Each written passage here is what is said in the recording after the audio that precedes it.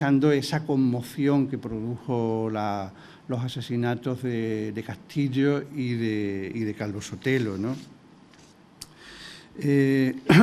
Puede decirse que las maniobras de la República para que no llegara ni a asentarse acompañaron a la propia República desde su misma proclamación y mucho más desde febrero del 36, ¿no?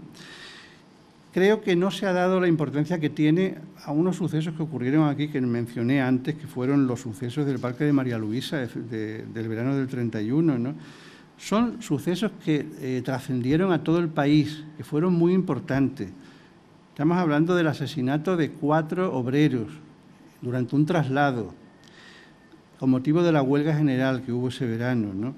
Y son sucesos que deben situarse por su importancia por encima incluso de lo que acaeció luego más tarde en Castilblanco, en Arnedo, en Casaviejas, etcétera. ¿Por qué lo digo? Bueno, pues no se trató de un choque entre obreros y guardias, ¿no?, sino de la burguesía sevillana más reaccionaria, simplemente hará falta que mencione, en ese grupo de sevillanos que se ofrecen al gobernador civil Bastos, se encontraban gente como Díaz Criado, como García Carranza el Algabeño, como Parias, algunos de los Parias, Turmo también, un apellido conocido, los Alnares Sagastizábal, algún Murube. Estamos ante lo mismo que luego saldrán una y otra vez, ¿no? Y se ofrecen al gobernador en el propio gobierno civil, van allí a ofrecerse, ¿no? Se adueñan del gobierno civil y detienen a una serie de gente. Es un móvil rebelde, un móvil contumaz. Y durante el traslado asesinan a 4 obreros diciendo que los llevaban a las dependencias militares del Parque de María Luisa y que habían intentado huir en ese momento y no les queda otra opción que dispararles, ¿no? Naturalmente, lo que hicieron fue aplicarle la conocida como ley de fugas, ¿no?, y se los cargaron allí en el parque, ¿no? Luego se ordenó una investigación parlamentaria por estos sucesos, ¿no? Y eso ya fue el colmo, porque cuando llegó la comisión parlamentaria, esa derecha sevillana, esa burguesía sevillana, se burló de la comisión parlamentaria en todo momento, no logró aclarar nada a la comisión parlamentaria y se fue otra vez a Badajoz burlada, a Madrid burlada, ¿no?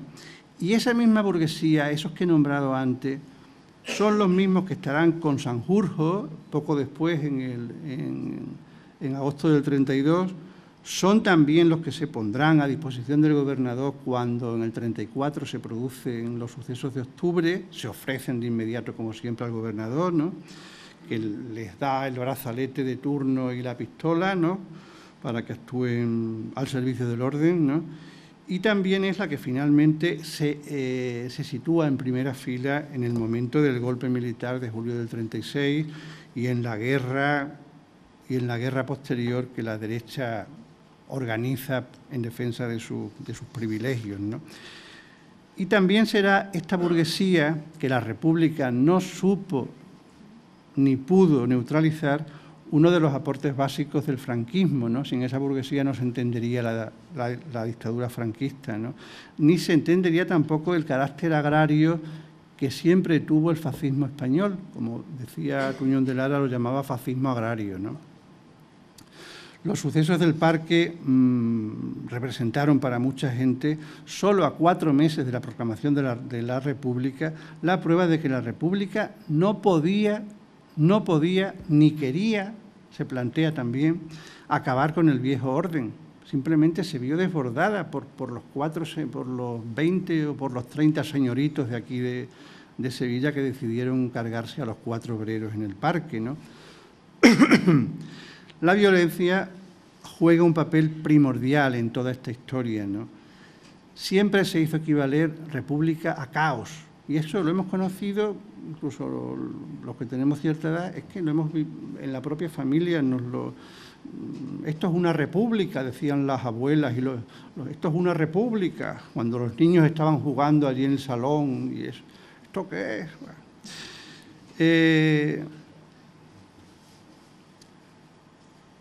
Y es importante destacar lo que le corresponde a cada uno, ¿no? Por ejemplo, hay que destacar la estrategia de tensión que diseña la derecha antirrepublicana contra el Frente Popular, ¿no? Y la continua campaña de propaganda que se produce, que basta ver la prensa de la época, que también era mayoritariamente de derechas como ahora, ¿no? Atentados que se producen en aquel momento, actos de tipo fascista por todo el país, rumores continuos, bulos, calumnias contra unos y otros, ¿no? Todo ello debía de ir preparando el terreno para el golpe que se avecinaba, ¿no? Y que culminaría, toda esta patraña que se forma aquí, culminaría con el mito que todavía perdura hoy, el mito del complot comunista. El complot comunista, que era lo que iba a pasar si se dejaba España en manos del Frente Popular, ¿no? Los meses del Frente Popular, tal como estoy diciendo, pues han sido despachados por los que justifican el golpe como el preámbulo de la guerra civil. Se plantea el Frente Popular. Es que ni se estudia, se saltan el Frente Popular y se van a la guerra civil, ¿no? Todos los tópicos siguen hoy vigentes, ¿no? Todos estos tópicos que se crean ya durante la propia guerra y después a lo largo de la dictadura. Y todavía hoy hay un montón de gente de diferentes ámbitos interesados en que todo esto siga igual, en que se siga cayendo toda la basura posible sobre el Frente Popular y de paso sobre la República, ¿no? Y hace falta recordar que los resultados de las elecciones de febrero del 36 sacaron a la luz numerosos conflictos locales provocados por la propia Guardia Civil y por la derecha, que se llegaron a conocer precisamente por el triunfo del Frente Popular, ¿no? Y también que el primer suceso violento que ocurrió una vez que se produjo el triunfo electoral fue precisamente el día de las elecciones. El primer acto que hay violento fue en Madrid ese día, cuando desde un coche se dispara una ráfaga contra la puerta de la cárcel Modelo, donde había gente pidiendo la libertad de los presos. Ese fue el primer atentado que hubo el mismo día de las elecciones, ¿no? El primer atentado fascista importante tiene lugar el 12 de marzo del 36, que fue contra el diputado socialista y jurista Luis Jiménez de Azúa, ¿no? Hubo otro atentado como el que sufrió el propio Largo Caballero en su domicilio, ¿no? Con lo cual, después de este tipo de atentados se denunció un plan de desestabilización, ¿no? Y se declaró ilegal Falange en aquel momento, ¿no? Fueron también esos momentos precisamente los que utilizó la CEDA para el gran debate sobre el orden público. Gran debate en el que dieron las cantidades que le dio la gana, estuvieron jaleando todo lo posible, y son cantidades que todavía hoy se manejan por parte de la ultraderecha mediática, ¿no? Y por parte de la historiografía neofranquista, ¿no? Y luego seguirían otros atentados también, como el que sufrió Eduardo Ortega y Gasset en abril, o también los petardos que se pusieron con motivo del aniversario de la República en un paseo allí en Madrid. Estaba en la tribuna las autoridades, Azaña, etcétera. Se pusieron petardos que explotaron y crearon un caos y motivaron muertes, etcétera. Y detrás de esos petardos otra vez nos encontramos a Díaz Criado. ¿Pero qué hacía este hombre que todavía no estaba encarcelado, ¿no? Se pregunta uno, ¿no? Y además no lo encarcelan y lo sueltan y le da tiempo de venirse aquí también luego a Sevilla para colaborar con el otro, ¿no? Con Queipo, ¿no? Se convierte en su mano derecha, ¿no? También el asesinato del magistrado Manuel Pedregal. ¿Por qué matan a Manuel Pedregal? Pues lo matan sencillamente porque con su voto se condenó a 30 años al que atentó contra Jiménez de Asúa, porque en ese atentado murió el policía que lo protegía. Y Pedregal fue el que con su voto hizo que lo condenaran a 30 años. Pero, ¿por qué se supo eso? Bueno, el voto era secreto, pero evidentemente alguien pasó desde dentro la información a los grupos fascistas que fueron los que mataron a Pedregal, ¿no? La izquierda nunca dejó de anunciar en esos meses, sobre todo a partir de marzo, el plan que existía por parte de la derecha y de los golpistas de adueñarse de la calle por la fuerza. Y también urgió al gobierno a la necesaria y urgente republicanización tanto de las fuerzas de orden público como de la magistratura, que estaba actuando como le daba la gana, como por otra parte sabemos de sobra aquí en este país, todavía hoy, por supuesto, y más precisamente hoy.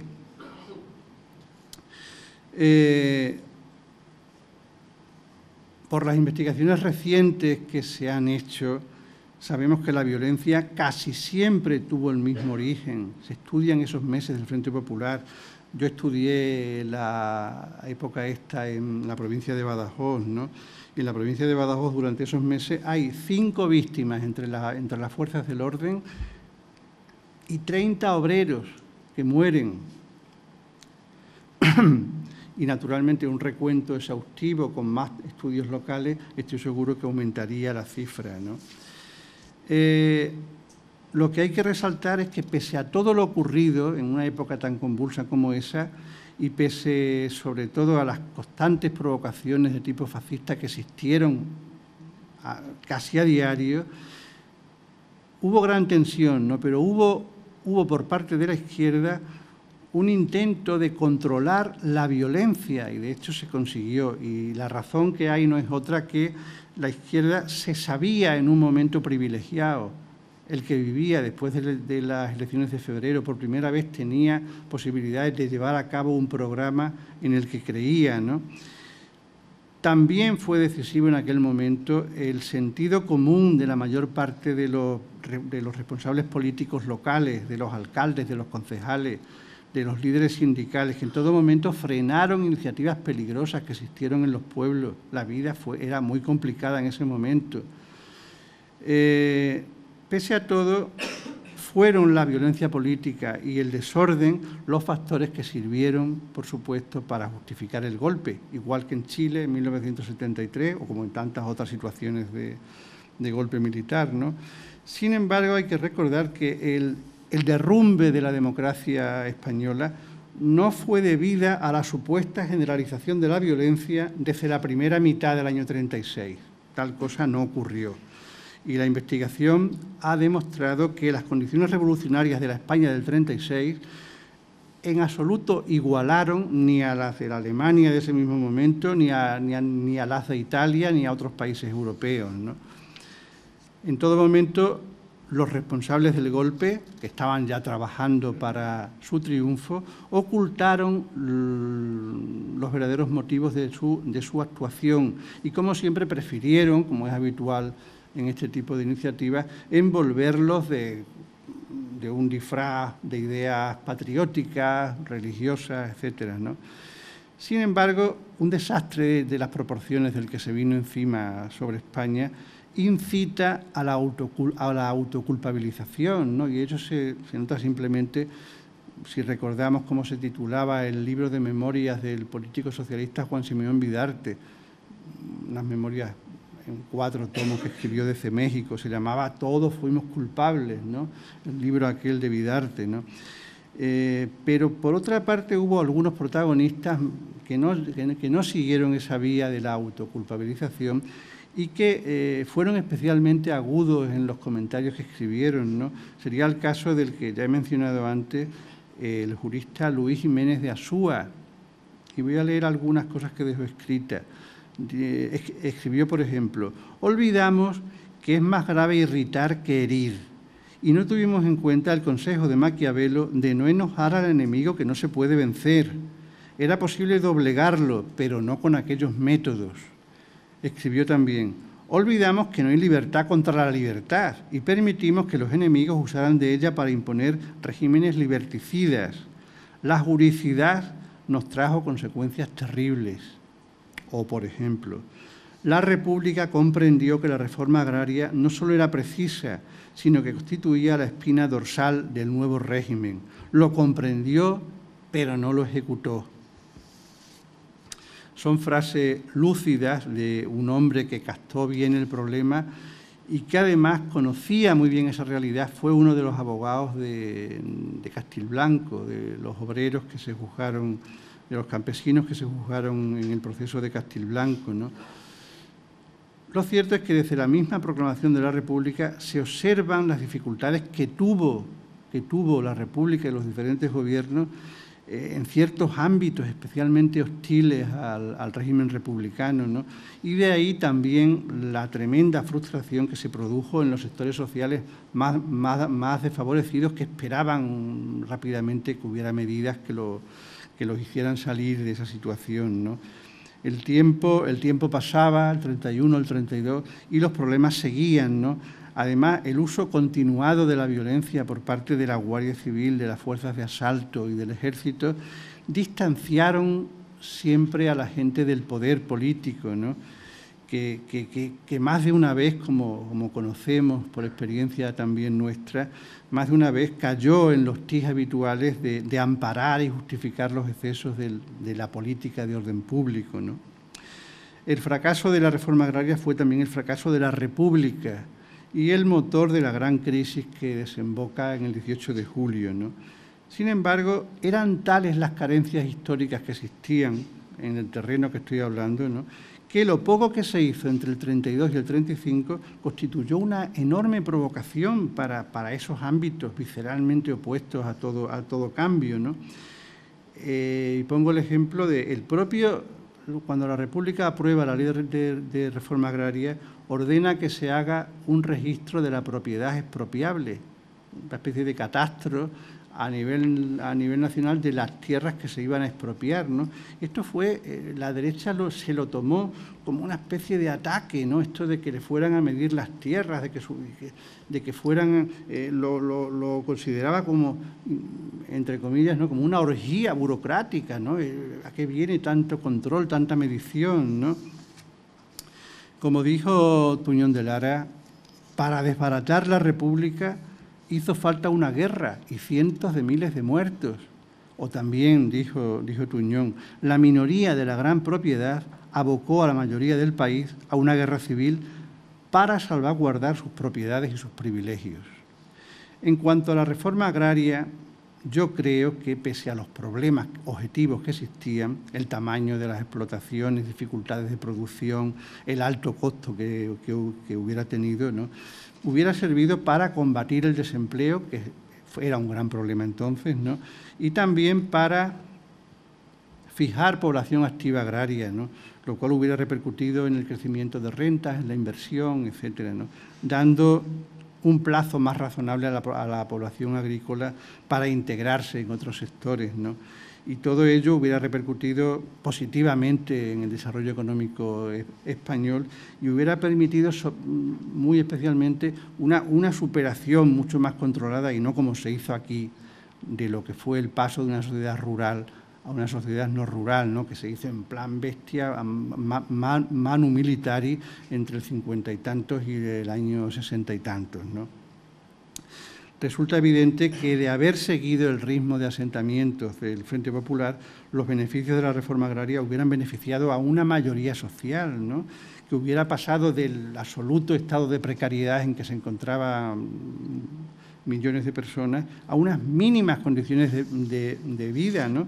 El que fue director del Instituto de Reforma Agraria, Adolfo Vázquez, Umasqué, aludió a aquella gran obra de la República, ya desde México, ¿no?, y dijo, la reforma agraria hubiera beneficiado a 16 millones de españoles que vivían directa o indirectamente del campo y a los que se les había dado nada más que un poco de justicia y equidad en el trato, ¿no?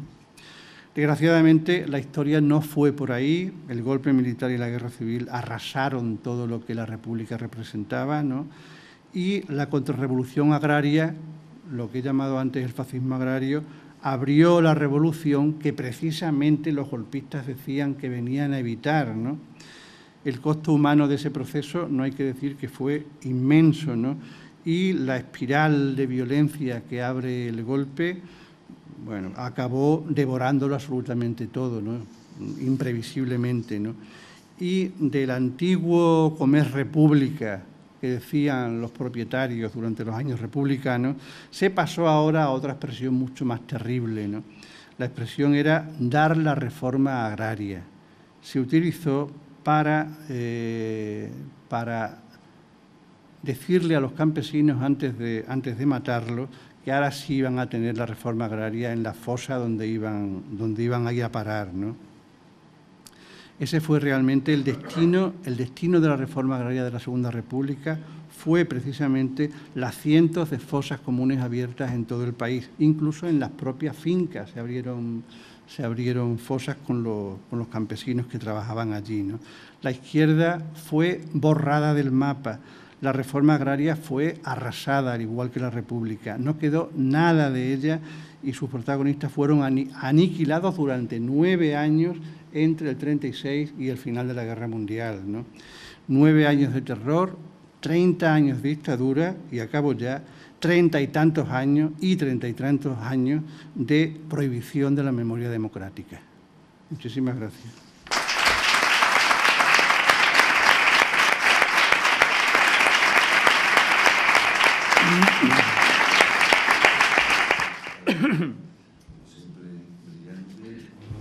Por supuesto, la derecha, como bien has dicho, ¿no?, es la principal responsable del fracaso de la reforma agraria y el poco tiempo que tuvo vigente, obviamente.